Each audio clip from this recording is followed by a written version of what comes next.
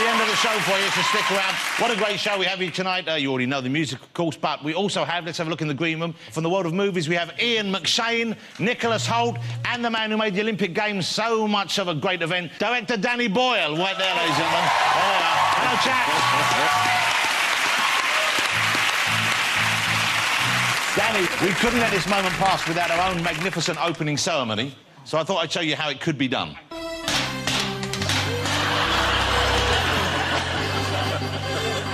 This is incredible. How about that? Danny, £6. £6, that's what that cost us. OK, let's get amongst the show, ladies and gentlemen. I'm going to kick straight away with our first guest. As I said, he's one of the finest film directors we have, but after the Olympic opening ceremony, he is something of a national hero. Will you please welcome Mr. Danny Boyle?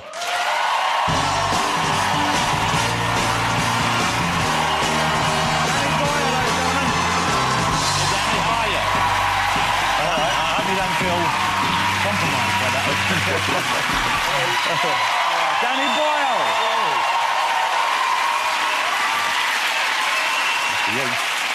Wow, thank you very much. There aren't many movie directors who would get that kind of response. Some people don't know who they are, and of course the Olympic ceremony, it kind of put you front and centre. Was that a welcome thing for you, or was that something you would rather had not happened? I was kind of dazzled by it, really, how people, you know, once the torch started arriving, especially with 70 days out, and people started really kind of coming up to you and expecting you to deliver, you know? Yeah. And we were very lucky. Everything went very well for us. The volunteers were amazing. It was made by the people, I think. That was one of the things about it. It was like a people's game. So it was these guys, as much as it was the stars or celebrities or even me, it was like, it was these people, the ordinary people who made it, I think, by their belief in it, you know? How did they come back then? Because you didn't lobby for it. They came to you, didn't they? I got offered it, yeah. I was like... and I said yes straight away. And a lot of people said, you're mad to do it. It can't be as good as Beijing. Like yours wasn't quite on the scale of Beijing. No, I think ours had a rustic charm, I like to think. It's interesting because it very felt to me like it was... Antidote is the wrong word, but it was certainly almost like an answer to the Beijing ceremony. And that was very formal, that was very straight-laced, that was very... And you wouldn't expect that because we think of China as having such a fun-loving regime. But it was very kind of... It was very for the state, by the state. Whereas this, I was interested in the fact that, you know, really, they seemed to give you pretty much free rein. Would that be right? Yeah, we did. We had to bash a few people on the head with an Academy Award every now and again to kind of clear them away. But actually, people were very, very supportive. Yeah. And we did make the point that it was going to be... This was for everyone. It was going to try... We were going to try and include everyone. A lot of volunteers and everybody up to and including the head of state.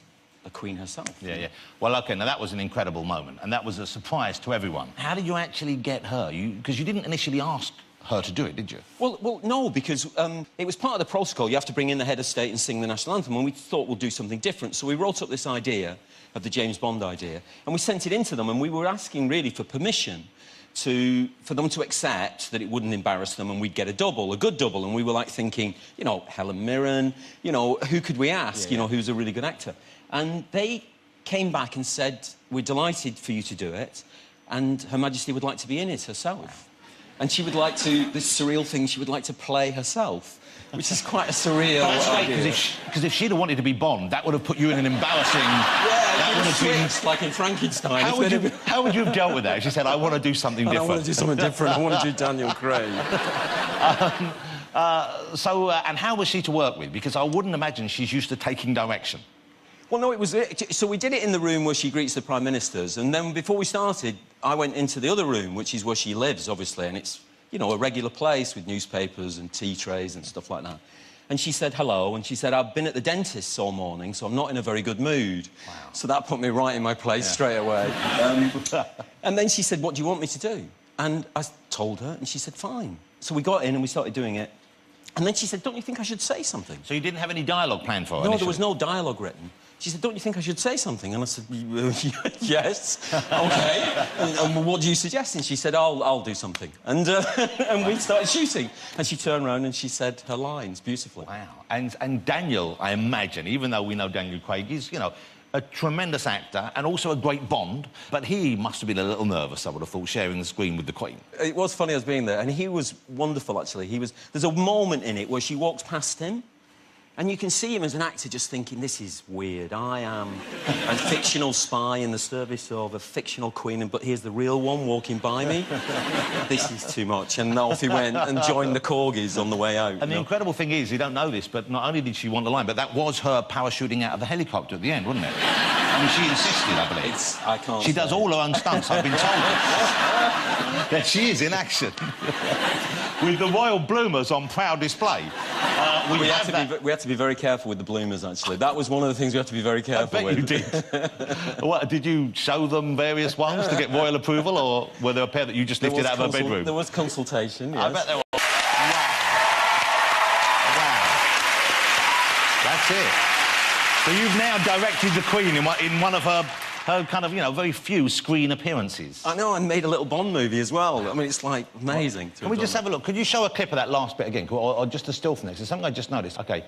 Could they have not found a man of, like, similar height to the Queen? I mean, he's like the tallest man I've ever seen. I know. He must be 8 foot tall. He's even taller than Nicholas Hoult. Wow. And he is a very important part of her household.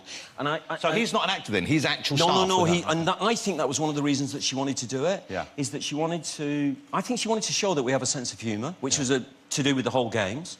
I think she also wanted her staff to have a day out with Daniel Craig. What a lovely thing.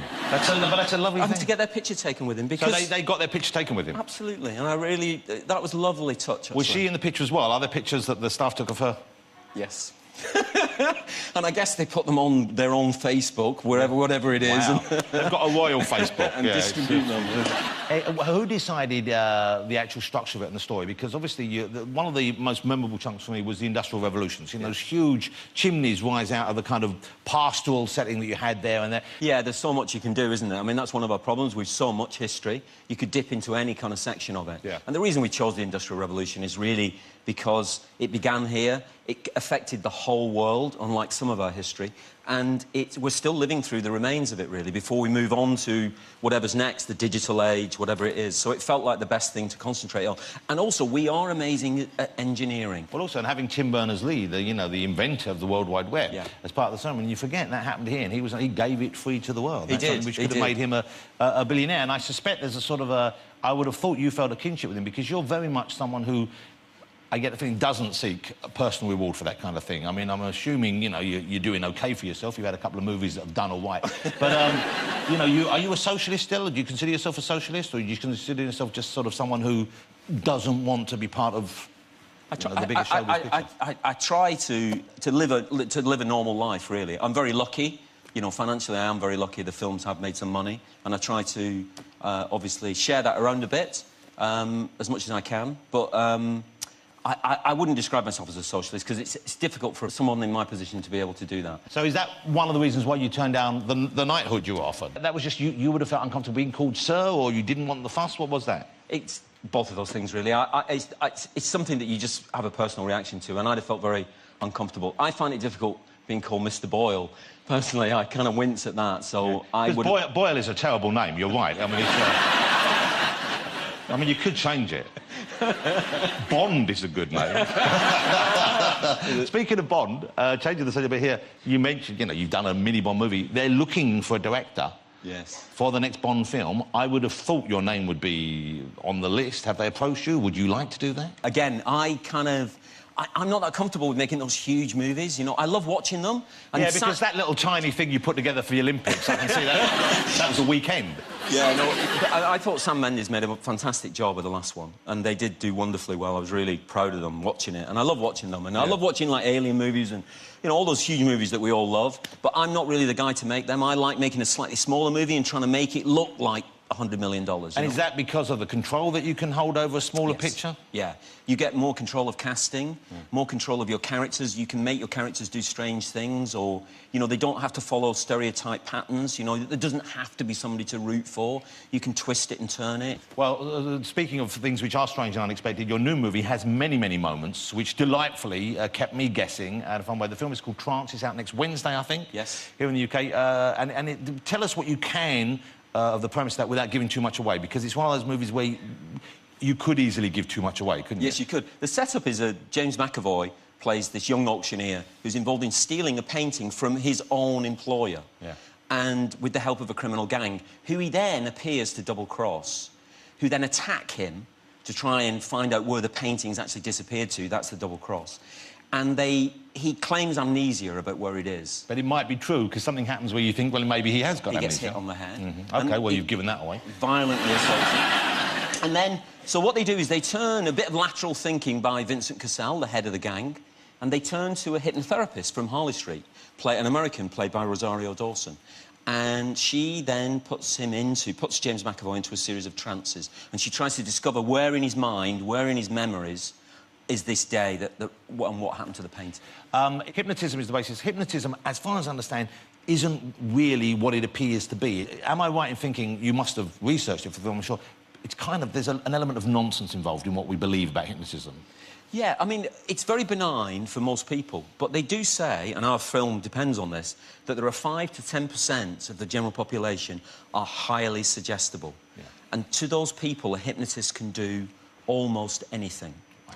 And that's the people that someone like Darren Brown picks out in a show. So idiots, basically. But people who are suggestible, so they know how to spot, I guess, as a stage magician or a hypnotist and would know what to look for. But there are people who can really go under then and can really be sort of coerced.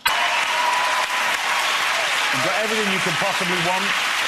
There's violence, there's sex, there is full frontal nudity of the most revealing kind. Thanks for that. And there's a kind of mystery at the heart of it, you know, it's a real kind of like a puzzle that, as an audience member, you kind of get to solve as the movie comes along, which must be, I would have thought, that's where the skill in the writing comes in, and that you have to make sure that's constructed and layered correctly. Yeah, and you give clues along the way, and people like breadcrumbs that people begin to pick up along the trail, and you've got to try and, as a filmmaker, you've got to try and arrive at the secrets a millisecond before the audience. You know, otherwise you're dead. Yeah, you know, if they arrive before you, you know... They can't know what the scene is before you show it to them, basically. Do you always know what you want to say with your film? Is that the kind of driving force you have, something you want to communicate, or is it just to entertain? It's partly to entertain. You always try and put something in there. Scorsese says about the cunning is to smuggle in something within the entertainment that you can take away and reflect on afterwards. Yeah. But the process of watching the film is a visceral, thrilling kind of ride, really, that you... I mean, I love people being assaulted by the movies, you know, like literally, you know that feeling when you feel the air sucked out of the place and you're mesmerised by it, you know? Yeah. Let me ask you about Trainspotting. This is the interesting and exciting news, I think, and I don't know when this is planned for, but I've heard you are going... Irving Welsh, who wrote the original book, wrote a sequel to it called Porno, and you are going to make that into a film. You're going to direct that, is that right? Yeah, we're going to try. We're going to try and do T2, if James Cameron will let us use that title. And it's going to look at the same actors playing the same parts, but 20 years later, like a 7 Up, 14 Up, 21 Up. You know, I always find those things amazing, you know, and seeing time pass with people that you're familiar with. But you fell out with Ewan McGregor for a while, didn't you? Yeah, we had a bit of a... We didn't treat him very well. I've got to be honest about it. We didn't behave at our best, really. You learn, you know, and we've apologised. So what happened? Oh, well, we made this film called The Beach, and we gave Ewan the impression we were going to cast him in it, and we didn't cast him in it. We cast another actor, a wonderful actor, Leonardo DiCaprio, and who was a lovely guy. They're both wonderful. Where's he now? Yeah, what's happened to him? Yeah, so was that outside pressure? Was that studio? Was that money? Was that a financial decision? Or? Yeah, lots of things like that. You know, you think you're moving up. It's the illusion that you think you're moving up in kind of, and therefore you're going to need a bigger star to sell the movie and stuff like that. And you learn to stick with your roots, and we learned, and we made it. You know, that was a film set in Thailand, and then a few years later we made Slumdog Millionaire, but we made it with keeping control of the movie ourselves, and you make a much better movie because of that, I think. One final question before we go. When you were rehearsing for the Olympics, when you said, am I right in thinking you were not allowed to have alcohol in the building? No, there was no... I mean, they had the army and the police searching everyone. There was no alcohol anywhere on site. And yet, I've been told you did have a couple of bottles of wine every night. Well, so when we'd finish, the producer would go in her office and she'd have a very nice bottle of white wine and a nice bottle of red wine on her desk every night. How did she get it in? And how did she get it in? And what she did was extraordinary, is every night we practiced the stunt jumping out of the helicopter, the Queen jumping out of the helicopter. And, of course, the stunt guys who did that jumping, the guy playing the Bond and the Queen, they boarded the helicopter outside the site in an airport in Essex, and they put in their bloomers a bottle of white and a bottle of red. and they parachuted into the Olympic Stadium. That's the kind of inside information we were waiting for. That's incredible. Ladies and gentlemen, join me in saying thank you to the exceptional Mr. Danny Boyle.